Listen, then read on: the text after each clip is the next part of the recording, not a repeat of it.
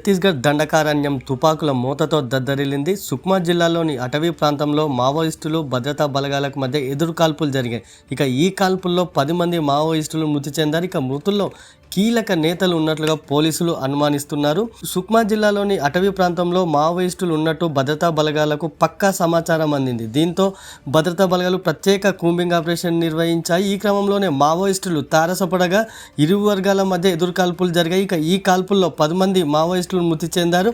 ఇక ఇప్పటికే ఘటనా స్థలంలో కొన్ని మృతదేహాలను కూడా భద్రతా దళాలు గుర్తించాయి. అయితే ఇక ఘటనా స్థలంలోనే ఆటోమేటెడ్ ఆయుధాలు AK-47 సహా భారీగా పేలుడు పదార్థాలను పోలీసులు స్వాధీనం చేసుకున్నారు. ఇక మరోవైపు ములుగు జిల్లా వాజేడులో మావోయిస్టులు దుశ్చర్యకు పాల్పడ్డారు. ఇన్ఫార్మర్ల నేపంతో ఇద్దరిని గుడ్డలతో నరికి చంపారు. వాజేడులోని పెనుగూరు కాలనీలో పేరూరు పంచాయతీ కార్యదర్శి ఉయిక రమేష్, స్థానికుడు ఉయిక అర్జున్ను గురువారం అర్ధరాత్రి మావోయిస్టులు హతమార్చారు. ఇక ప్రస్తుతం ఈ ఘటన చర్చానీయాంశంగా మారింది. ఇక ఇద్దరిని హతమార్చిన తర్వాత వెంకటాపురం వాజేడు ఏరియా కమిటీ కార్యదర్శి శాంత పేరిట మావోయిస్టులు 2 లేఖలను వదిలి వెళ్లారు. రమేష్ను గొడ్డలితో నరికి చంపిన సమయంలో ఆయన భార్య గట్టిగా కేకలు వేయడంతో మావోయిస్టులు అక్కడి నుంచి పారిపోయారు. ఇక ప్రస్తుతం దీనిపై పోలీసులు కేసు నమోదు చేసుకొని దర్యాప్తు చేపట్టారు.